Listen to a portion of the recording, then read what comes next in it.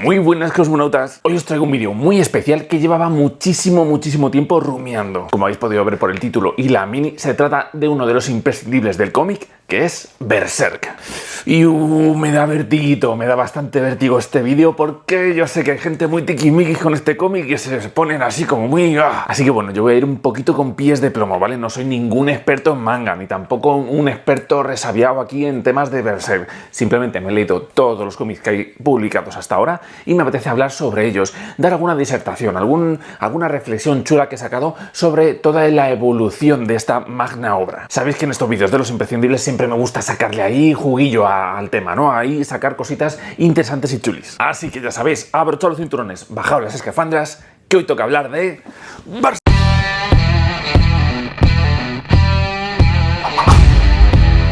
Y lo primero de todo, hay algo importante que hay que remarcar, y es que hasta ahora hay publicados 41 tomos de este tomo tankobon. Es el último creado por su autor original, Kentaro Miura, que ya sabéis que falleció hace unos años, y bueno, nos ha dejado este pedazo de legado. Los siguientes que vayan a ir sacando van a ser de manos de su amigo como guionista, ¿vale? Que va a saber, sabe cómo terminó toda la historia, y luego también el equipo que la ha estado acompañando durante todos los tomos. Porque sí, Kentaro Miura no era un autor que lo hacía absolutamente todo, no, por supuesto que no, tenía un equipo de asistentes que le ayudaban con muchas cosas. De hecho, muchas de las ubicaciones o figuras arquitectónicas que hay en todo el cómic también son obra pues de otros autores que estaban en ese equipo. De hecho, es muy tierno porque en algún tomo incluso les felicita por el pedazo de trabajo inmensurable que realizan, ¿vale? Este cómic Berserk, todo lo que es el concepto de Berserk como marca registrada, pertenece a la editorial Hakusensha y engloba en estos 41 tomos como 5 grandes sagas. Ahí es donde yo me quiero enfocar un poco, en iros contando un poco, con muy poquitos spoilers de verdad, pero bueno, un poco así la premisa de cada una de las grandes sagas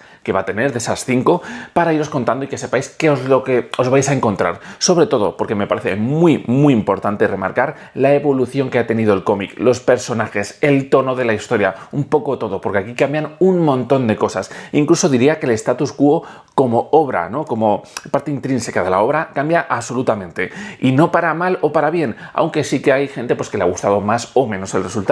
Aunque yo creo que ha sido para algo positivo, aunque como ya sabéis aún no ha terminado, esto continúa y están por terminar varias cositas, aunque es cierto que ciertas partes del legado de la trama sí que han quedado como cerradas, ¿vale? Hasta el punto 41 en el que estamos, y yo que me alegro de hecho. Así que ahora vamos ya con esas 5 grandes sagas, con esos 5 grandes partes en las que consiste esta obra. Si no queréis saber absolutamente nada, oye, quitar el vídeo ya, y así nadie sale dañado. Pero vamos con esas grandes sagas y empezamos con la de El Guerrero Negro. La saga del Guerrero Negro comienza con este primer tomo que a la vez resulta como el más representativo de todo el englobado de la obra. Y a la vez es como la parte más simple pensada para representar a dos de los personajes principales in media res de una trama mayor. Y aquí es donde vamos a apreciar la dureza del protagonista a la vez que nos engancha con sus utensilios, espectacular acción y dibujo apabullante. Aunque primigenio, nos va a sorprender ese dibujo aún más adelante, creedme. Este manga se remarca como seinen, aunque en todo momento yo lo he sentido como si fuese un shonen en estructura, aunque subido de tono en cuanto a la dureza de las temáticas y las escenas, ¿no? Porque es bastante para adultos algunas cosas. No seré tibio, este manga ya desde el principio muestra algunas de las escenas más fuertes que he visto dibujadas en un cómic hasta ahora, turbias y muy chungas, en las que aún dudo si se trata de solamente fanservice o de una provocación para incomodar al lector. Como crítica, como para despertarnos sabiendo que el mundo es bastante turbio en sí mismo, no solo hay cosas bonitas, ¿no? Yo me decanto por esta segunda parte, viendo la evolución de todo el cómic, pero no ha sido hasta la mitad de toda la obra que yo comencé a apreciar esto claramente.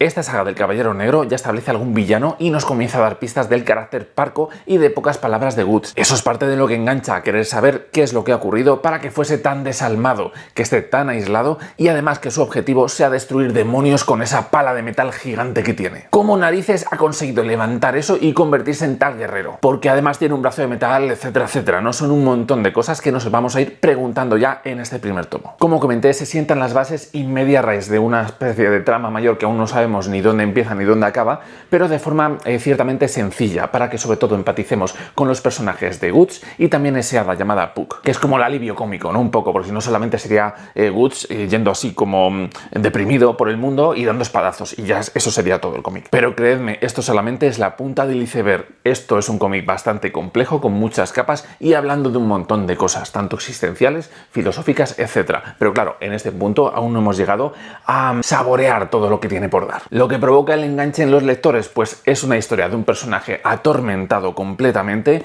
Es muy misterioso, ¿vale? Porque no sabemos ni qué ha ocurrido en su pasado, ni qué ha ocurrido en su futuro, pero creedme, lo vamos a ir descubriendo. Y también pues que tiene un montón de skills, un montón como de armas, tiene cañones, tiene cuchillos arrojadizos, es un guerrero súper experimentado y sobre todo, lo más representativo, ese pedazo de espadote gigante. No sabemos aún cuál es el objetivo final que tiene Guts en este punto, ¿vale? Pero ya estamos totalmente enganchados para acompañarla en el viaje y saber qué cosas terribles nos esperan. Vale, me he dado cuenta que como tengo todos los tomos aquí delante, he cogido el número 14, que lo llevo enseñando todo el rato, y el que quería enseñar era el número 1, ¿vale? El 1, ¿vale? Que equivocaciones ocurren y no quiero grabarlo todo otra vez. El 1. Segunda gran saga, la Edad de Oro, ¿vale? Eso va a ocurrir a la mitad de este segundo tomo Maximum, ¿vale? De Berserk. Y aquí nos vamos a encontrar los orígenes de Guts, pero desde el principio. Hay gente que le gusta comenzar desde esta parte y luego continuar con el 1 más adelante, etcétera, etcétera.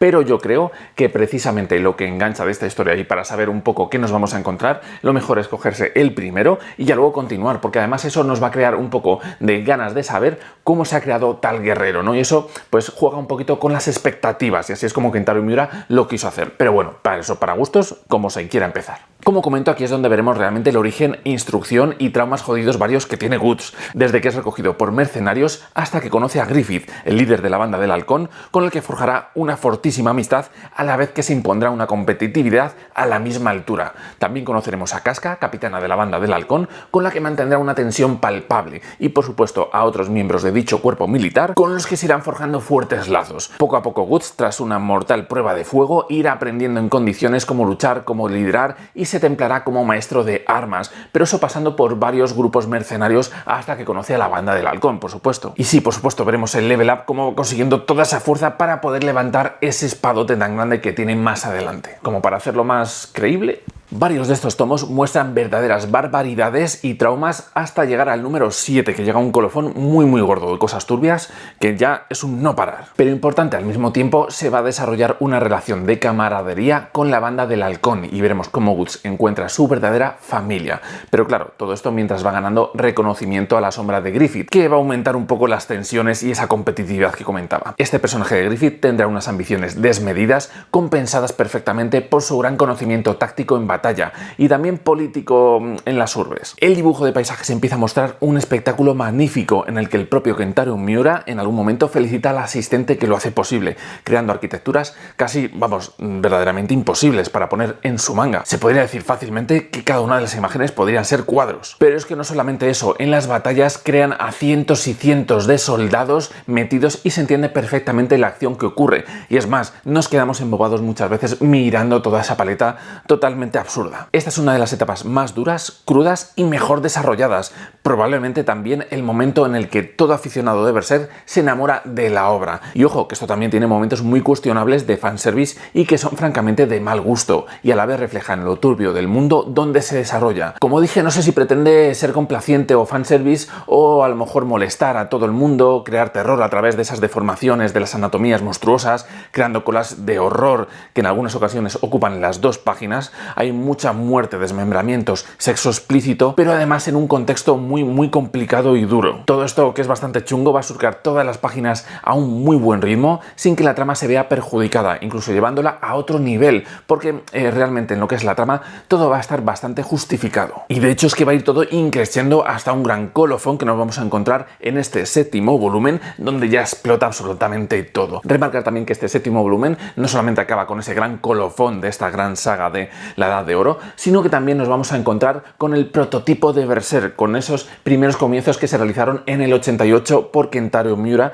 antes de haber desarrollado del todo el personaje de Guts. Y claro, llegados a este punto, todo gran fan de Berserk sabe que en esos capítulos del Eclipse llegan uno de los momentos cumbre de toda la obra. Incluso, bueno, son 20 tomos en total de estos Maximum. Creedme que hay gente que aún se ha quedado en esta parte y aún no como que no le gusta ya todo el desarrollo de lo que ocurre más adelante, ¿vale? Se quedaron aquí, les gustó muchísimo, pero luego no encontraron ese punto de interés que les ha mantenido el resto de la obra. Yo lo que creo es que simplemente se desarrolla, evoluciona, tira por otros sitios muy interesantes, pero claro, ya ha dejado esto atrás en un punto determinado y no va a volver, porque ha desarrollado a muchos personajes, el tono y todo, creando una dinámica muy distinta, totalmente diferente, y creo que es hacia el punto al que quiere ir. Entonces, me parece muy lógico que no vaya a retomar un poco estos puntos tan turbios o tan grotescos, con tanto gore, con tanta acción, todo conjugado en un punto tan cerrado y tan concentrado, por así decirlo, pero que a mí me parece bien. Esto es un colofón de una de las grandes sagas, se va a quedar para el recuerdo, pero lo que me parece bien de verdad es que de hecho evolucione por otro sitio. Y ahora vamos con esa tercera gran saga, ¿vale? Que es la saga de la condena, que de hecho también empieza, aquí termina la saga de la Edad de Oro y también comienza la de la condena, también con lo de Berserk, el prototipo ese. Aquí es que este tomo es de los mejores, ¿vale? O sea, contiene un poco de todo, es una locura. Entonces aquí también va a contener esos primeros capítulos de la saga de la condena y va a continuar durante bastantes más. Aquí nos va a traer de vuelta al presente, donde comenzamos en ese primer tomo, pues a continuación, aquí nos va a embarcar en un mogollón de aventuras en las que en cada encuentro con poblados, personajes o enemigos resulta muy dinámico, no tan potente como la anterior etapa, pero verdaderamente interesante y dando mucha distinción entre las distintas secciones que tiene, ¿no? Para que sea divertido, para que sea entretenido y sobre todo diferentes unas batallas de otras, ¿no? Aquí ya sabemos qué ha ocurrido anteriormente y ya conocemos a Guts, sabemos cuál es todo el resentimiento que guarda y cuál es su propósito, entonces ya estamos a tope con la historia. Pero este desarrollo no será rápido ni sencillo, sino descomprimido y complejo, con muchas capas, como suelen caracterizar a los mangas. Nos va a descubrir varios personajes y sobre todo que el de Guts no va a ir por donde nosotros queremos. Puede que la trama se sienta estirada, pero es crucial para que palpemos el drama que ha vivido Guts, que le veamos cómo se autodestruye mucho más en pos de su venganza y a la par que comience ciertas relaciones amistosas con varios personajes, aunque sea en contra de su deseo. Es la parte donde veremos al protagonista en su punto más bajo, tanto mentalmente como carente de compañía, y justo esto es algo que aquí hacia el final irá cambiando. Poco puedo hablar de personajes y antagonistas sin entrar en spoilers, por eso no os comento mucho más de otras cosas, de nada, y lo único que remarcaré es que Griffith continuará siendo un antagonista superlativo para nuestro destructor de monstruos llamado Guts. Mientras ocurre todo esto, en ese mundo medieval va extendiéndose el rumor de la existencia de este terrible guerrero negro. En esta etapa también el mundo que rodea a Guts se verá ampliado y extendido a lejanas regiones, planteándonos una era de guerra terrible entre dos facciones, la europea y otra asiática, o norafricana, según como se vea. Este fantástico territorio europeo, y bueno, en algún momento vamos a distinguir algún punto que conocemos, aquí mostrará que está debilitada y sufrirá la invasión extranjera de un ejército sumamente masivo, bien preparado, que va mermando las escasas fuerzas que le quedan a este ejército europeo bastante desastrado. Hay muchos dominios, muchos reinos que están divididos por la codicia de hombres muy poderosos. Entonces, claro, ¿qué pasa? Que esto es caldo de cultivo para una gran invasión. A este mismo tiempo observaremos cómo la población que sobrevive a las penurias de la guerra ha quedado empobrecida, diezmada y prácticamente en la miseria, siendo esto terreno abonado para las tropelías de degenerados y ataques de monstruos varios. El mundo que vemos es duro y está batido continuamente por la guerra y sobre todo también por la religión, que va a ejercer muchísima presión sobre esa población que comento que ya tiene bastante. Aquí hay muchas reminiscencias pues a ese estilo feudal de convivencia que tiene la población más llana, ¿no? La que sufre al final todas las penurias. También un montón de reminiscencias a lo que es la Inquisición en el ámbito religioso, que ejerce también mucha presión sobre cómo se tiene que comportar esa población y que no puede cambiar pues su status quo. Y realmente esto cobra importancia porque nos va a dar todo el contexto donde se va a mover luego Guts, nuestro protagonista, donde tenemos nosotros centrado el interés, pero es que además le va a dar muchas capas que son, yo creo, un poco el sabor de la obra, y de donde de hecho vamos a ir sacando diferentes personajes que son muy interesantes, nos dan otra perspectiva diferente y que a la larga realmente van a ser muy importantes. Llegamos a la saga del halcón milenario. Esta puede que sea de las más extensas que tiene toda la obra y realmente como de las más importantes para desarrollar algo crucial que va a ocurrir justo al final de esta saga. Griffith se va a ir dejando ver un poquito más como un antagonista totalmente fuera del alcance de Guts. Hay una guerra en ciernes que lo va complicando cada vez todo más, aparición de batallas totalmente brutales, luchas contra monstruos muy espectaculares e imaginativas y una situación general que se recrudece, teniendo a Guts cada vez más agotado y a la vez más acompañado. Se va a tener que adaptar a duras penas a llevar un ritmo diferente, más lento, si quiere proteger a quienes van con él. Aquí es donde cobra realmente protagonismo el desarrollo del personaje y de la obra, es donde cobra crucial importancia y creo que es donde empiezan a mostrar que la fuerza bruta no le llevará a su objetivo, sino que más bien le va a destruir y que muchas veces importa más salvar a aquellos intrépidos acompañantes que tiene y no solamente eso, sino que él no solamente es el héroe de esta historia, esos compañeros son los que a su vez le van a ayudar a él para completar sus objetivos y los realmente buenos. Aquí hay muchísimo aprendizaje, aquí hay mucha chicha buena, ¿vale?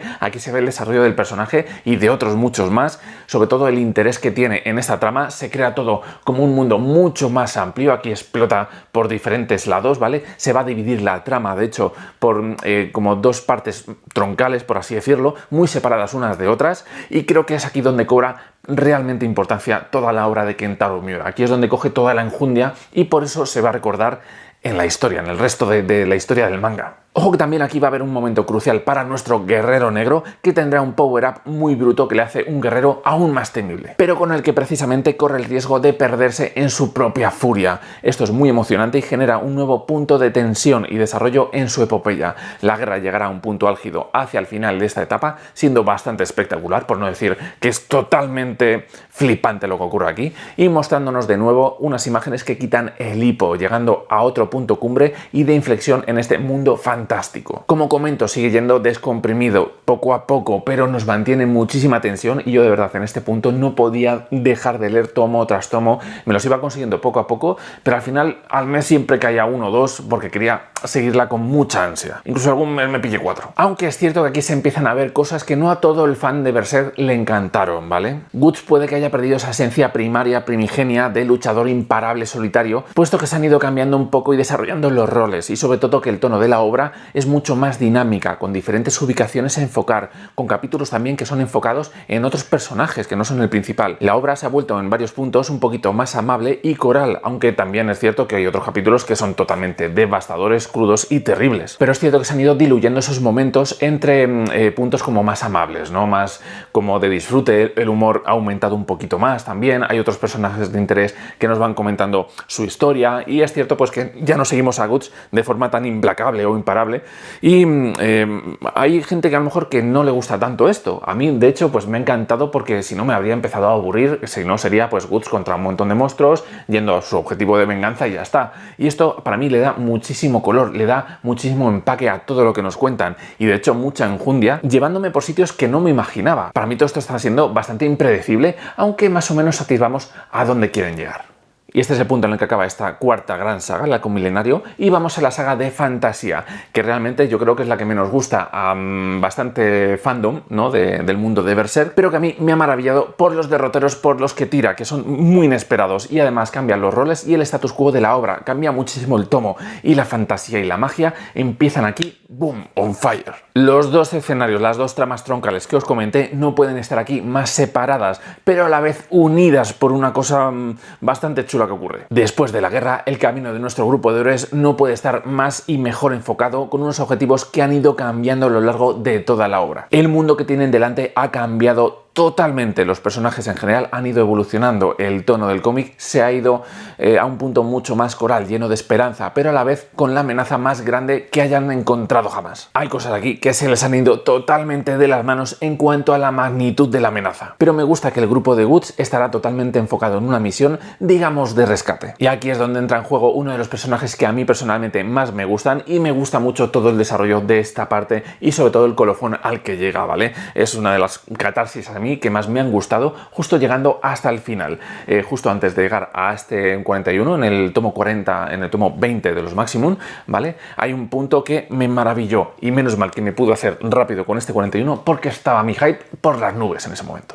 Veremos en esta etapa de fantasía cómo la magia ya es parte intrínseca tanto como las luchas de espadotes que tenía Guts antes. Hemos conseguido aquí un muy buen equilibrio y hay diferentes retos y monstruos, tendrán que abordarlos de maneras también diferentes y que siento yo muy imaginativas. Para los que estábamos acostumbrados a un tono muy turbio y bastante grotesco de la obra, aquí el humor va a cobrar más importancia, se va a desbocar incluso en algún momento como parte total de alguno de los capítulos, ¿no? Siendo bastante acentuado. Y es que este humor acrecentado junto al protagonismo más coral y el uso del recurso mágico, que también ha aumentado exponencialmente, van a crear un status quo diferente en toda la obra. Es un tono que se siente muy distinto al que comenzó siendo en ese primer tomo que nos leímos. Pero que yo agradezco porque ha ido todo de forma gradual, como he comentado, desconcentrada. Ha ido introduciendo poquito a poco los conceptos y los ha ido desarrollando de forma magna. Noto que han salido de forma natural, de forma orgánica, y ahora en el punto en el que estamos es en el que quiero estar realmente, aunque no me lo esperaba y aunque no es en el que quisiese en un primer momento. A mí sí que me ha convencido todo esto y por supuesto me parece una obra totalmente imprescindible en el cómic. Yo entiendo a la gente que no le haya gustado los derroteros por donde nos han ido llevando, porque ha cambiado bastante en sí todo lo que es el status quo de la obra, de lo que nos presentaron en un principio y seguramente lo que enganchó a un montón de gente, a lo que nos estamos encontrando en una parte amplia del final, no solamente al final del todo, sino que es que ya pues como la mitad de esta obra más o menos ya han ido cambiando las cosas un montón y cada vez más. Para mí esto no es una pega, al revés, para mí es un incentivo para ir leyendo más y precisamente me parece que el autor en sí mismo ha ido aprendiendo que ciertas cosas eran un poquito chungas, un poquito turbias y ha querido enfocarlo en otras más provechosas. En general, como habéis visto, un cómic muy bruto, de mucha acción, con mucho desarrollo, muy dispar también entre capítulos. También tiene bastante humor, realmente. Se convierte de una historia que hay un solo protagonista muy marcado a una obra muy coral en la que importan un montón de personajes y nada es blanco y negro, hay muchos grises. El protagonista hace muchas cosas muy cuestionables, muy chungas, bastante turbias, llenas de abusos, llenas de violencia, pero también hay cosas de personajes malos que realizan cosas que al final acaban en un bien general y mayor, pero que no son buenos del todo, porque también han hecho cosas muy turbias y chungas. Es decir, aquí hay un montón de capas, hay un montón de reflexiones que llaman a que indaguemos en ella, ¿vale? Indaguemos en muchos personajes y no los veamos como algo plano. Cada uno tiene su personalidad muy marcada y de hecho no es porque sí, sino que nos los van mostrando, nos lo van justificando en cosas que les van ocurriendo a ellos mismos y nos van explicando de su pasado. O sea, es una obra muy interesante y sobre todo aquí ya remarcar el pedazo de dibujo. Habéis visto imágenes, habéis visto que es totalmente espectacular. Me parece increíble cómo página tras página ha podido hacer tremendas imágenes y es que me parece totalmente absurdo con ese dibujo tan recargado a veces de personajes. Nos ha podido mostrar una acción tan clara, que nos mantiene con tanta tensión, con tanta emoción todo lo que ocurre. Es que es algo inimaginable, de verdad. Yo no lo he sentido leyendo ninguna otra obra, ni Akira, ni Evangelion, ni nada. De hecho, ¿os acordáis que en Evangelion había momentos de la acción que decía que era algo confusa, ¿no? En algún punto, que no se entendía bien la composición de lo que es la imagen para la acción y tal. Aquí no ocurre en ningún momento. De hecho, cuando están incluso las imágenes muy recargadas, utiliza una especie como de recurso, que es primero dibujar la parte que vamos a encontrar más cercano a nosotros y luego ir dibujando capas por detrás, dejando una especie como de marco blanco en la parte del contorno del personaje que más cerca tenemos. Entonces hace que no nos perdamos nunca en lo que importa en esa imagen. Aunque nos lo recargue de cientos y cientos de guerreros, nunca vamos a perder el tino, siempre vamos a saber qué es lo que ocurre de forma de verdad espectacular. Y luego, por supuesto, no menospreciar las partes como más tranquilas de la obra, porque nos va a presentar unos parajes absolutamente magníficos, llenos de fantasía, unos castillos y unas infraestructuras apabullantes, de verdad, que eso, de verdad, o sea, es que se tarda muchísimo en hacerlo, ¿vale? O sea, está muy bien definido, el dibujo es en punteo, que es muy complicado, y de verdad me parece maravilla realizar todo esto, porque yo cuando era pequeño veía a mi abuelo dibujar un montón de cuadros con ese estilo, con punteo, y también precisamente de castillos, de zonas de España rural, etcétera, cómo se tiraba semanas y semanas haciendo un cuadro, ¿vale? Y hacía un montón, luego veías el trabajo que tenía detrás y era apabullante. O sea, yo no sé cómo ha conseguido marcar y plasmar todo esto en un cómic que son tantas y tantas páginas con tanto detalle. Es absurdo, es totalmente absurdo. O sea, no sé cómo han podido hacerlo. Pero como toda obra, no todo es magnífico, también tiene sus fallos, tiene también sus cositas problemáticas, como he comentado antes, del tema del fanservice en cuanto a la sexualidad que nos va remarcando en algunos puntos, que no se sabe si es fanservice por un lado bastante turbio o precisamente son cosas para incomodar, para que cuestionemos un poco todo lo que ocurre y que sepamos que es algo muy duro y muy chungo lo que está pasando. Entonces, bueno, yo me remarco un poquito al final por esta segunda parte, porque es algo que nos quiere remover por dentro, que quiere que nos replanteemos cosas, que quiere que reflexionemos y es una crítica a muchas cuestiones que ocurren en la realidad por muy turbias que parezcan. Pero claro, aquí también luego entra la parte del lector, ¿no? Esto es una parte ya de la reflexión como conclusión que quiero dar, y es que creo que hay mucha gente que se queda fanatizada o totalmente embelesada por la primera parte, ¿vale? Por la que muestra precisamente un protagonista muy turbio, muy chungo, ¿vale? Con muchos problemas personales y psicológicos, que es un abusón, es totalmente aislado del resto de la sociedad, que utiliza la violencia como válvula de escape, y precisamente todo esto va evolucionando. Y justo en la evolución, en ese cuestionarse las cosas malas que tiene el protagonista y cómo va cambiándolas, cómo va evolucionando, cómo va mejorando su estatus, creo que es un poco hacia donde hay que llegar, no hay que quedarse solamente en ese protagonista bruto, destruyendo y despedazando demonios y cómo trata de forma abusiva a los congéneres que tiene al lado, ¿no? Sino cómo va aprendiendo a convivir con ellos, cómo va aprendiendo a mejorar cosas que antes hacía totalmente mal. Entonces creo que no hay que quedarse en la primera parte de esta obra, ni ensalzar a ese protagonista de esa primera parte de la obra, sino que creo que hay que entrar un poquito justo en esas reflexiones que hace el propio Kentaro Miura. Y esto es algo que me ha hecho reflexionar muchísimo de cómo puedo contar esto, de cómo puedo reflexionarlo. No quiero ser impositivo de, oye, los que piensen así que la primera parte es la buena, es una mierda. No, porque tampoco es eso. Pero creo que en la evolución un poquito de este cómic está la clave de un poquito lo que nos quiere contar Kentaro, o el desarrollo de esos personajes, hacia dónde van, cómo dentro de un mundo tan turbio, tan absolutamente duro, hay personajes que consiguen corregir sus errores y mejorar en todo esto. Es complicado, ¿no? La obra, y bueno, es una de las reflexiones que para todos aquellos que os hayáis leído la obra, pues no sé si os habéis planteado también todo esto, o bueno, qué cositas os habéis sacado más, ¿no? De esta obra, porque tiene un montón de capas, como comento. Ha hablado un montón de cosas filosóficas, políticas, existenciales en cuanto a lo que es el objetivo del alma, ¿no? Y muchas cosas más, de verdad. Esto tiene muchísimo,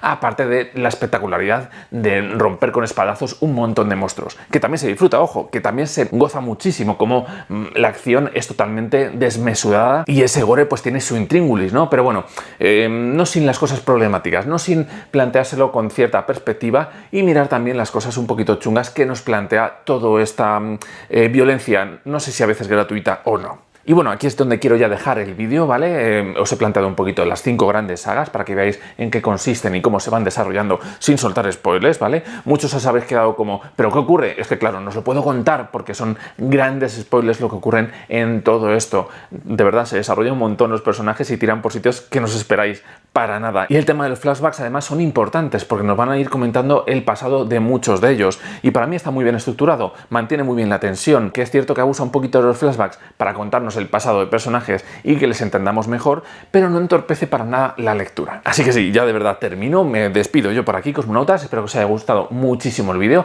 con las imágenes que os he ido mostrando, con las reflexiones que he ido comentando. Si hay cosas que me han faltado por comentar, por favor, os espero en comentarios, sin spoilers, para que ninguno lo lea y diga, ya me has fastidiado toda la obra, ¿vale? Tened mucho cuidado, por favor, que se agradece. Y nada, nos vemos en el siguiente vídeo. Muchísimas gracias, cosmonautas, como siempre, por estar ahí y nos vemos en la próxima. Chao, chao, y a disfrutar. Y a leer un montón de versos.